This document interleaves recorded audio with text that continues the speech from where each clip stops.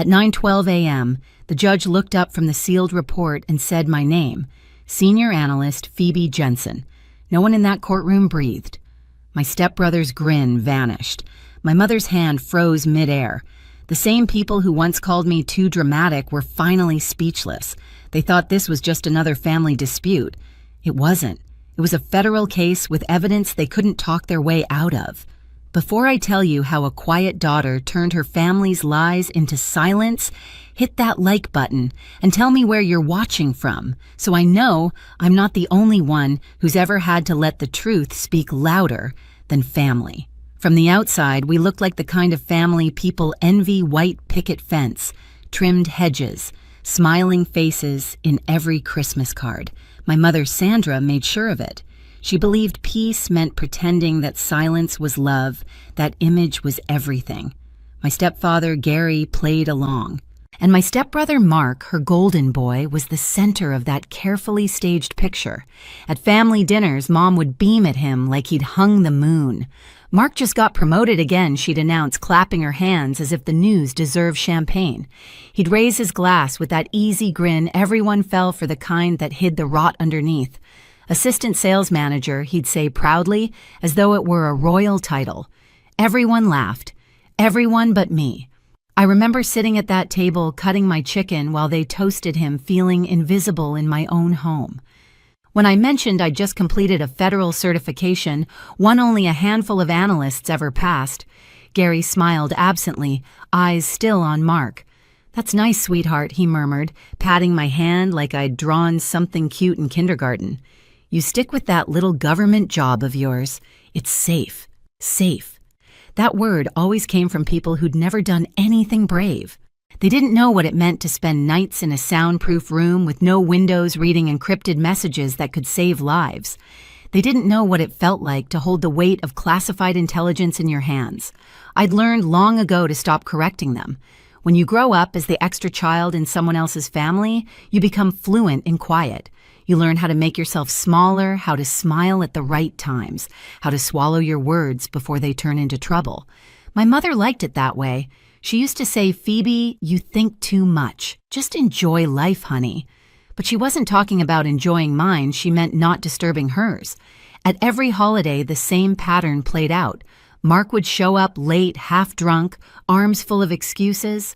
Mom would light up like it was Christmas morning. "Oh, Mark, I'm so glad you made it," she'd gush. If I was the one who arrived late, she'd glance at her watch and sigh. Punctuality says a lot about a person, Phoebe. You can live your whole life inside someone else's double standard before realizing it's killing you. It wasn't that they hated me. It was worse, they didn't see me at all. In their world, I was background noise, the responsible one, the daughter who didn't need attention, who wouldn't cause problems, and they mistook my silence for obedience. I used to think that keeping the peace was noble, but peace without truth isn't peace, it's paralysis. One memory still stings. A summer barbecue the year before everything fell apart. Mark stood by the grill bragging to Gary about his promotion. The smell of smoke and cheap beer filled the air. I remember the way the sunlight hit Mom's hair as she laughed, the kind of loud, careless laugh she only gave to Mark. When I tried to share a small win my team's analysis had prevented an overseas attack, she brushed it off with a smile that never reached her eyes.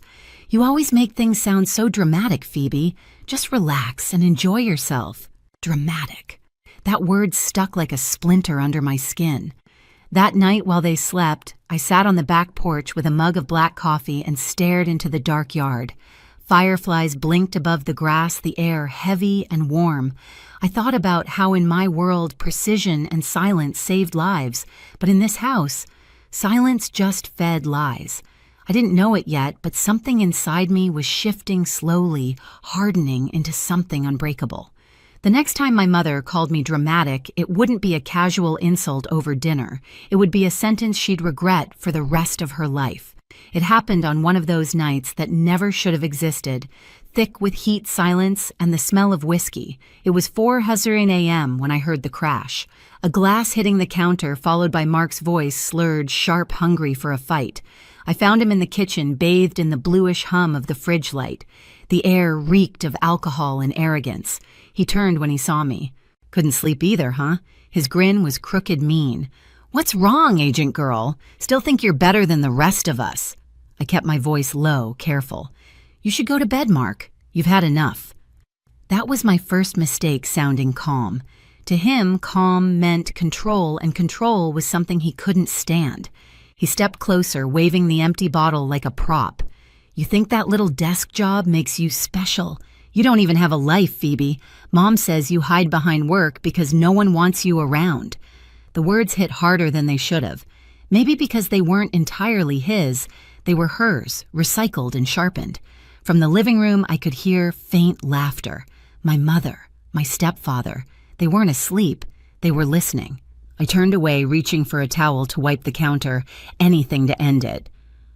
That's when I heard the drawer slide open, the scrape of metal against wood. I turned back. He had a screwdriver in his hand. Mark, stop, I said. My voice came out steadier than I felt. Put it down. He smiled wide and wrong. You're so dramatic. Then he lunged. A white-hot flash tore through my shoulder, sharp, immediate burning. My knees gave out. The floor came up fast and the world went sideways. I could feel the warmth spreading through my shirt, the slickness of blood under my fingers, and over it all I heard laughter. Soft at first, then louder, my mother's voice floating in like poison. Oh, Mark, for God's sake. She probably slipped. Phoebe, stop being so dramatic. The room spun. The walls seemed to close in. Somewhere between pain and disbelief, something in me detached. I remember staring at the ceiling, thinking how quiet the world sounded when you finally stopped expecting anyone to care. Then through the ringing in my ears, I realized I was still breathing, still awake, still in control of at least one thing, what I'd do next. When I opened my eyes again, the world was sterile white and humming. The antiseptic smell hit first, then the beeping monitors. My shoulder felt like it was on fire. For a moment, I thought the silence meant safety until I heard her voice. Oh, thank God you're awake, my mother said. Her tone rehearsed brittle around the edges. She sat primly beside my bed, hands folded like she was at church. Gary hovered behind her, pretending to look worried. You gave us such a scare, honey. You tripped and fell on the toolbox. Mark feels just awful about it. I stared at her, the words slowly sinking in. I fell. She nodded quickly, too quickly. You know how clumsy you can be when you're tired. It's no one's fault. That sentence, that perfect practiced rewrite of reality, snapped something in me. I could still see the glint of metal, the blood on the tile, her laughter echoing like static. And now she was pretending it never happened. They weren't protecting me. They were protecting him. I forced my expression to stay neutral. My training kicked in like a reflex observe-assess control. Where's Mark? I asked. At home, Gary said. He's been beating himself up all night. You should have seen him crying. Crying? Right, the same man who called me pathetic hours ago. I'll be fine, I said softly, trying to keep my voice from shaking. Can you both give me a minute? Mom smiled, relieved that her version of events had stuck. Of course, sweetheart. We'll bring you some clothes later. They left the room without another glance. The second the door clicked shut, I exhaled slow, measured. My hand trembled as I reached for my phone on the tray table. The hospital lighting reflected off the black screen, showing a face I barely recognized, pale, composed eyes colder than I remembered. I unlocked the phone and opened the secured line, the one not even my family knew existed. My fingers moved automatically, muscle memory overriding pain. When the operator answered, I spoke clearly. This is analyst Phoebe Jensen. I'm reporting an assault on a federal employee and the activation of a duress protocol. There was a pause. Confirmed analyst Jensen. Duress code received at 0405 hours. Incident file initiated.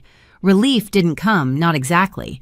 What I felt was precision, the kind of clarity that only shows up when you stop asking why and start acting on fact. Within hours, a legal liaison from my agency arrived. Anna Reyes, sharp suit, sharp eyes, all business. She didn't waste time with sympathy.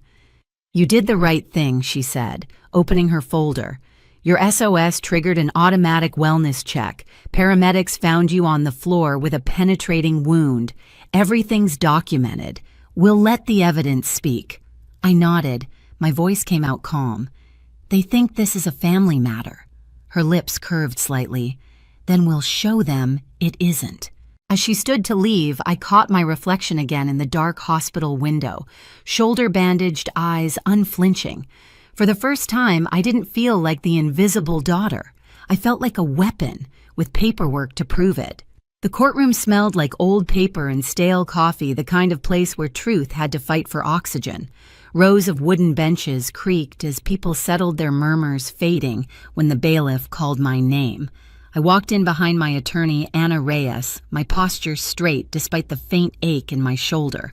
Across the aisle sat my mother's stepfather and Mark.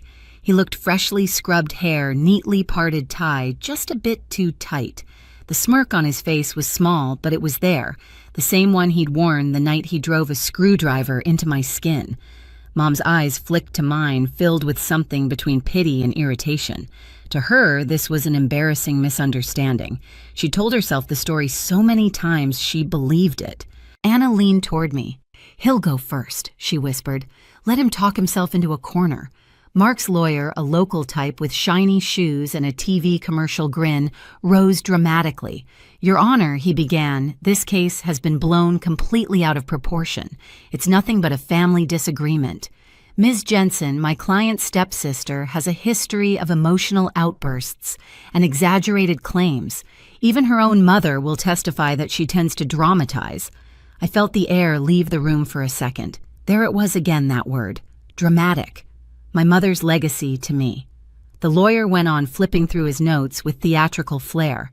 "My client regrets the misunderstanding that led to Ms. Jensen's minor injury, but the evidence clearly shows there was no intent to harm. It was an accident." When he finished, he turned toward my family as if expecting applause. My mother nodded approvingly. Gary exhaled like a man unburdened, and Mark sat back with an easy shrug, his hand brushing his tie. Anna didn't move for a beat, then she stood quietly, deliberately. "Your Honor," she said, "the petitioner would like to enter into evidence Diplomatic Security Service Report Number 77B, accompanied by 911 call logs and sworn federal statements." Mark's lawyer laughed under his breath. "Your Honor, this is a domestic dispute, not a federal investigation." The judge, a silver-haired man with weary eyes, raised a brow. "That's quite a claim, counsel. Let's see what this is." Anna handed the sealed folder across. The judge ran his thumb along the edge, noting the official seal before breaking it open. His eyes scanned the first page, then another. The sound of paper shifting filled the silence. His expression changed, first curiosity, then disbelief, and finally something close to anger. "This report," he said, "slowly documents a Level 4 duress protocol activation under the State Department's security framework." He paused, glancing up at Mark. "It states that senior analyst Phoebe Jensen, an employee with federal clearance, transmitted a distress signal at 0405 hours. The system logged her coordinates and immediately dispatched a wellness team." Whispers rippled through the courtroom. The judge kept reading, his voice steadier now, almost mechanical. Responding paramedics found Ms. Jensen semi-conscious on the kitchen floor with a puncture wound consistent with a Phillips head screwdriver. Her blood was present on both the weapon and her clothing. Toxicology reports show Mr. Mark Jensen's blood alcohol content at .16. He lowered the papers, eyes narrowing. "Do you wish to amend your statement, Mr. Jensen?" Mark blinked. His mouth opened, then shut. That's not what the judge snapped. "Not what happened, or not what you expected to be recorded." My mother rose halfway from her seat. "Your Honor, this is all a misunderstanding. Phoebe, she's always been sensitive. The judge cut her off with a raised hand. "Sit down, Mrs. Jensen." The weight of the silence that followed was physical. You could feel it pressing against the walls. Anna's voice broke it softly. "Your Honor, we're not pursuing damages. We simply request that the truth be recognized and that the petitioner be granted a permanent restraining order for her safety." The judge nodded slowly, flipping to the last page of the report. He read something silently, then looked at me. For a brief second, his expression softened, something human behind the authority. "Miss Jensen," he said, "it appears your work may have saved lives in the past. Today, your precision saved your own." He turned back toward my stepbrother. Based on the evidence before this court, I am granting a permanent restraining order and referring this matter to the district attorney's office for formal felony assault charges. Bailiff, please escort Mr. Jensen from the room. Mark's face went slack pale. He tried to look at me to catch some trace of sympathy, but I had none left to give. He stood only because the bailiff helped him to his feet. My mother's voice cracked. Phoebe, please. He didn't mean to. He's your brother. Anna stepped between us. That's close enough. Her tone was calm, final. I didn't move, didn't speak. For the first time, I wasn't begging anyone to see me. They were finally looking, and it didn't matter anymore. The bailiff led Mark out, his wrists bound in steel. My mother sobbed quietly. Gary stared at the floor like he was trying to disappear. The judge gathered his papers. Court adjourned, he said, voice echoing. As people shuffled out, Anna leaned closer. You did good, she murmured. I didn't do anything I said. I just told the truth where it mattered. We stepped into the hallway. The fluorescent lights buzzed overhead, reflecting off the marble floors. Waiting by the exit were two men in dark suits, my colleagues. One of them, Director Evans, gave a small nod. Glad you're okay, Jensen. We'll handle the paperwork. That was all. No hugs, no sympathy. Just respect the language I'd always wanted to speak. Through the courthouse windows, morning sunlight was breaking through a gray sky. For a moment, I let myself breathe it in. The world outside was the same, but I wasn't. Behind me, I could still hear my mother's voice, faint and desperate, echoing down the corridor. Phoebe, wait. We need to talk. I didn't turn around. Instead, I walked toward the light, each step, steady, deliberate. My shoulder still ached, but the pain felt different now, earned, claimed, understood. The truth had done what I never could. It silenced them. Outside the courthouse, the air felt sharper, cleaner. The chaos was still behind me, muffled by stone walls and locked doors. I stood for a moment at the top of the steps, watching people pass who had no idea what had just happened inside. Anna walked beside me, closing her briefcase. They'll process the charges this afternoon, she said quietly. You won. I wasn't playing, I replied. She gave a small, knowing smile. Exactly. Then she left her heels clicking away until the sound faded. Down the steps, Director Evans waited by a black car phone in hand. He looked up, his nod precise. Glad you're all right, Jensen. Take the rest of the week off. We'll handle the fallout. Thank you, sir. That was all we needed to say. In my world, closure came in documents, not hugs. As the car door shut behind him, I looked back at the courthouse one last time. The sun hit the windows, reflecting a flash of white light across the glass, like the final glare of a closing file.